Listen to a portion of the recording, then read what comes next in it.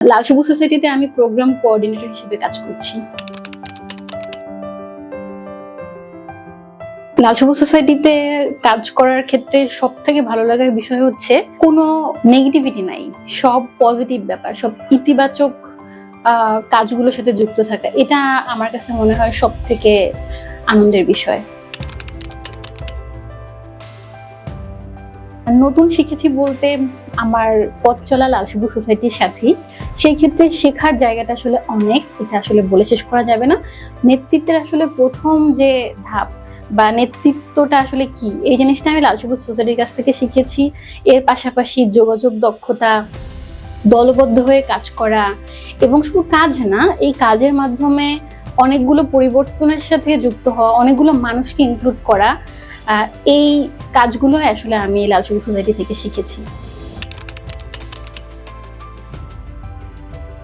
আসলে অনেক পরিবর্তনই এসেছে, তবে এক বাক্যে যদি আমি বলি যে আত্মবিশ্বাসী হওয়ার যে মূল মন্ত্র এবং সাহস নিয়ে এগিয়ে যাওয়া, এটা আমি লাল সবুজ সোসাইটি থেকে শিখেছি। এর পাশাপাশি অনেকগুলো মানুষের সাথে একত্রিত হয়ে কাজ করা, এই বিষয়গুলো আমি আত্মস্থ করতে পেরেছি এবং এই পরিবর্তনগুলো আমার মধ্যে এসেছে। যখন আমরা একেবারে প্রত্যন্ত অঞ্চলে কাজ করি, আমরা বাংলাদেশের 35টা জেলায় কাজ করছি, সব থেকে গর্বের বিষয় হয় যখন আমি দেখি যে আমার কমিউনিকেশনের মাধ্যমে বা আমি বুঝতে পেরেছি তাদের এই স্কিল ডেভেলপমেন্টের জায়গাটা, এই জায়গাটাতে তাদের কাজ করা উচিত, এবং লাল সবুজ সোসাইটির মাধ্যমে আমি সরাসরি তাদের সাথে সংযুক্ত হতে পেরেছি। এবং তাদের কাছ থেকে যখন আমি শুনি যে আমার বলা বা আমার শেখানো একটা কিছু তাদের লাইফে খুবই কাজে দিয়েছে এবং তারা সেটা নিয়ে খুবই আনন্দিত, তাদের অনুভূতি যখন প্রকাশ করে, এটা আমার কাছে অনেক বড় রিকগনিশন এবং আমার কাছে গর্বের বিষয় হয়ে দাঁড়ায়। যেহেতু লাল সবুজ সোসাইটি সমাজের ইতিবাচক পরিবর্তনগুলো নিয়েই কাজ করে, সেই ক্ষেত্রে সমাজের পরিবর্তনের জায়গাটা বলবো, আমরা যতজন মানুষকে এখন পর্যন্ত রিচ করতে পেরেছি, আমরা 2024 সালে একটা পরিসংখ্যান করেছিলাম, 2017 থেকে 2024 পর্যন্ত আমরা একটা সংখ্যা নির্ধারণ করার চেষ্টা করি, সেখানে 1,47,000 প্লাস মানুষের কাছে লাল সবুজ সোসাইটি পৌঁছায়। তো এই যে মানুষগুলোর কাছে লাল সবুজ সোসাইটি পৌঁছেছে, যুবদের উন্নয়নের মাধ্যমে আমরা চেষ্টা করি সেই কমিউনিটিতে প্রভাব ফেলার এবং পজিটিভ চেঞ্জগুলো নিয়ে কাজ করার। পরিবর্তনের জায়গাটা এটাই যে এতগুলো মানুষ কোনো না কোনোভাবে উপকৃত হয়েছে বা তাদের মধ্যে স্কিল তৈরি হয়েছে, বিশেষ করে তাদের মধ্যে সচেতনতা তৈরি হয়েছে বিভিন্ন ব্যাপারে। আমরা মেন্টাল হেলথ নিয়ে কাজ করি, শিশুদের সুরক্ষা নিয়ে কাজ করি, আমরা নিড বেসিসে অনেক কাজ করে থাকি, যেটা যখন আসলে দেশের প্রেক্ষাপটে খুবই জরুরি হয়ে পড়ে। এবং বিভিন্ন এলাকায় বিভিন্ন ধরনের কাজ আমরা করি, যেমন যখন গ্রামে আমরা দেখি যে পানিতে পড়ে শিশু মৃত্যুর হার অনেক বেশি বাংলাদেশে, আমরা দেখি গড়ে প্রতিদিন 25 জনের মতো শিশু এবং 40 জনের মতো শিশু বিভিন্ন পেপারে আমরা দেখতে পাই যে তারা হচ্ছে যে শিশু মৃত্যু হচ্ছে, তখন আমরা সেটা নিয়ে কাজ করি, সেই গ্রামে গ্রামে গিয়ে আমরা সচেতনতামূলক কার্যক্রম করেছি। তো এই ধরনের অনেক কাজ, আসলে এটা বলে শেষ করা যাবে না। তো এই আমার কাছে মনে হয় এইগুলোই আসলে পরিবর্তন, ছোট ছোট জায়গা থেকে কাজ করে অনেক বড় বড় কাজের সংখ্যা তৈরি করা আর কি। আসলে অর্জনের পরে হয়তো অনুপ্রেরণা আসে, বাট আমার কাছে মনে হয় আমরা যে কন্টিনিউয়াস প্রসেসের মধ্যে দিয়ে যাচ্ছি এখন এই মুহূর্তে, প্রতিদিনই নতুন নতুন জিনিস শিখছি এবং প্রতিদিনই বিভিন্ন ধরনের প্রবলেমগুলোকে সলভ করার সুযোগ আমরা নিজেরাই তৈরি করছি নিজেদের জন্য, এটা আমাকে অনেক বেশি অনুপ্রাণিত করে। সকল ইয়ুথ লিডার অর্গানাইজেশন হোক বা যারা উন্নয়ন নিয়ে কাজ করে, তো তাদের মধ্যে টিম বন্ডিংটা আসলেই খুব গুরুত্বপূর্ণ এবং লাল সবুজ সোসাইটিতেও সেই টিম বন্ডিংটা আছে। যে লাল সবুজ সোসাইটিতে আসলে আমরা দেখা যায় সবাই অনেক বেশি সহনশীল একজন একজনের প্রতি এবং অনেক বেশি সহযোগিতামূলক আচরণটা আমরা অনেক ভালোভাবে রপ্ত করেছি এবং সেটা আমরা করি। এটাই আমার মনে হয় যে টিম ওয়ার্কের ক্ষেত্রে অনেক বেশি গুরুত্বপূর্ণ এবং আমরা এই জায়গাতে অনেক বেশি সাকসেসফুল। কাজের বাইরে আমি ঘুরতে পছন্দ করি। আমি আসলে অনেক বড় ট্রাভেলার না, বাট আমি একটু রিল্যাক্স ট্রিপ পছন্দ করি। আমি মাঝে মাঝে সুযোগ পেলে ঘুরতে যাই।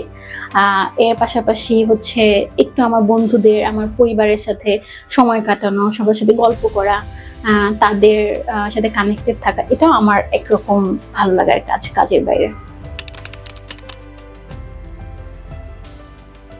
যদি কাজ শেখার আগ্রহ থাকে এবং সমাজের প্রতি দায়বদ্ধতা থাকে এবং অনেক মানুষের সাথে খুব অল্প সময় কানেক্টেড হওয়ার আর ইচ্ছা যাদের মধ্যে আছে, আমি বলবো লাল সবুজ সোসাইটি তাদের জন্য একটা উপযুক্ত জায়গা।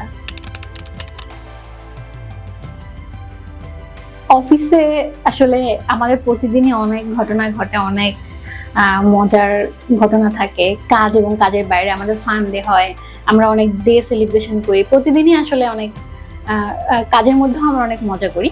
তবে আমাদের পুরো অফিস টাইমে লাঞ্চের টাইমটা আমাদের অনেক বেশি স্মরণীয় থাকে প্রতিদিনই। ওই টাইমটাতে আমরা অনেক বেশি আলোচনা করি, অনেক ডিসকাশন, দেশ বিশ্বের বিভিন্ন ঘটনা নিয়ে, এবং সেটা নিয়ে আমরা অনেক মজা করি, যেটা আসলে খুব ফান পার্ট থাকে, সেটা নিয়ে খুব মজা করি আর কি। আমরা প্রথম দিনের কথা একেবারে স্পষ্ট মনে আছে। 2019 সালে যখন ঢাকায় 25শে জুন আমরা আমাদের প্রথম কার্যক্রম ছিল ঢাকা টিমের, আমি তখন প্রথম লাল সবুজ সোসাইটির সাথে অফিসিয়ালি আমি কাজ শুরু করি। ওই দিনের স্মৃতিটা আমার এখনো আমার মনে তাজা আছে। ওই দিন আমরা ঢাকা ইউনিভার্সিটির ফুলার রোডে আমরা ছোট ছোট ছাতা বিতরণ করেছিলাম রিক্সাওয়ালা মামাদেরকে দেওয়ার জন্য, মাথায় ক্যাপের মতো, যাতে তাদের রোদ কম লাগে মাথায়। এত কালারফুল ছিল ছাতাগুলো, আর প্রত্যেকজন এত বেশি আগ্রহী ছিল ছাতাগুলো রিসিভ করার জন্য, এবং তারা যখন পড়ছিল আমরা পরিয়ে দিচ্ছিলাম, খুবই সুন্দর লাগছিল। ওইখানকার অনেক রিক্সাওয়ালা মামাদের এটা দেওয়া হয়েছিল, দূর থেকে দেখতে খুবই সুন্দর লাগছিল যে তারা এটা ব্যবহার করছে এবং কিছুটা স্বস্তিও তারা পাচ্ছিল। তো এটা প্রথম দিনের স্মৃতি আমার। আসলে কখনো ভাবি নাই যে লাল সবুজ সোসাইটির সাথে কখনো থাকা হবে না। তবে হ্যাঁ, যদি কখনো এরকম হয় যে সুযোগ নেই বা কোনো কিছু, তাহলে সব থেকে বেশি মিস করব মনে হয় আমিকে। যে আমার কাছে মনে হয় যে আমি যা করি প্রতিদিন লাল সবুজ সোসাইটির সাথে, যে কাজগুলো করি, এগুলো একেবারেই আমার নিজের কাজ, আমার মন থেকে আসে প্রত্যেকটা কাজই। তো যখন আমি থাকবো না, বা যদি এরকম হয় যে আর সুযোগ নাই, সেই ক্ষেত্রে আমার এই যে বর্তমান আমিটাকে আমি অনেক বেশি মিস করব। এবং অবশ্যই লাল সবুজ সোসাইটির প্রত্যেকটা মানুষ যারা তখনও থাকবে বা এখনো আছে, বা যারা ছিল এখন নেই, প্রত্যেকেই অনেক বেশি মিস করব। লাল সবুজ সোসাইটি নিয়ে আমার স্বপ্নের জায়গাটা অনেক বড়, এবং আমরা যারা একসাথে কাজ করি আমাদের প্রত্যেকেরই একই রকম ভাবনা।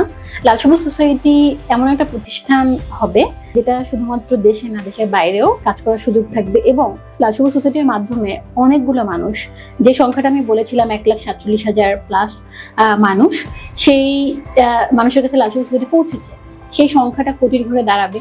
এবং দেশের সকল প্রান্তিক মানুষ, সকল ধরনের মানুষ সুবিধা পাবে লাল সবুজ সোসাইটি থেকে। এবং ইয়ুথরা বিশেষ করে সোসাইটির যে পজিটিভ চেঞ্জ, সেই কাজগুলো করার উদ্বুদ্ধ হবে, এবং প্রত্যেকজন ইয়ুথ তারা মনে করবে যে তাদের সোসাইটির জন্য কিছু কন্ট্রিবিউশন আছে।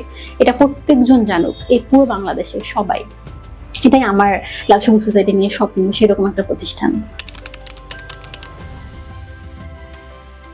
লাল সবুজ সোসাইটি অবশ্যই আমার কাছে পরিবারে যেমন আমরা একসাথে বেড়ে উঠি, অনেক কিছু শিখি, একে অপরকে সাহায্য করি, ঠিক একই রকম ভাবে লাল সবুজ সোসাইটিতে আমরা একে অপরের পাশে থাকি, একসাথে আমরা শিখি, একসাথে বেড়ে উঠছি, প্রতিষ্ঠান বাড়ছে, বড় হচ্ছে, এবং পাশাপাশি সাথে সাথে আমরাও কাজে বড় হচ্ছি, মননে বড় হচ্ছি। তো আমার কাছে মনে হয় হ্যাঁ, লাল সবুজ সোসাইটি আমার কাছে একটা পরিবার।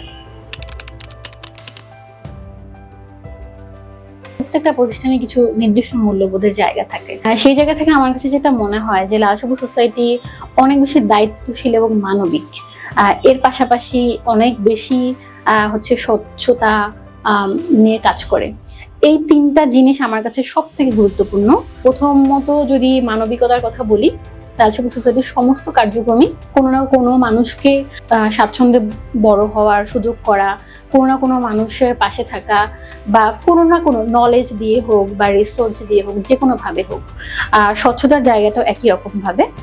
একটা ইয়ুথ লেড অর্গানাইজেশন হিসেবে লাল সবুজ সোসাইটি এখন পর্যন্ত যতগুলো কাজই করেছে এবং আমার বিশ্বাস ভবিষ্যতে যতগুলো কাজ করবে, প্রত্যেকটা ক্ষেত্রেই স্বচ্ছতার জায়গাটাতে আসলে আমরা স্পেসিফিক কোন জিনিসটা নিয়ে কাজ করছি এবং এটার যে লক্ষ্যটা ছিল সেই লক্ষ্যটা এখন পর্যন্ত স্থির আছে কিনা, এইরকম সমস্ত ব্যাপারগুলো খুব খতিয়ে আমরা দেখি এবং সেটা নিয়ে আমরা প্রপার একটা প্ল্যান করি এবং সেটা নিয়ে আমরা কাজ করি এবং কাজের পরে যে আমাদের ইভলিউশনের যে জায়গাটা সেটা আমরা নিশ্চিত করি।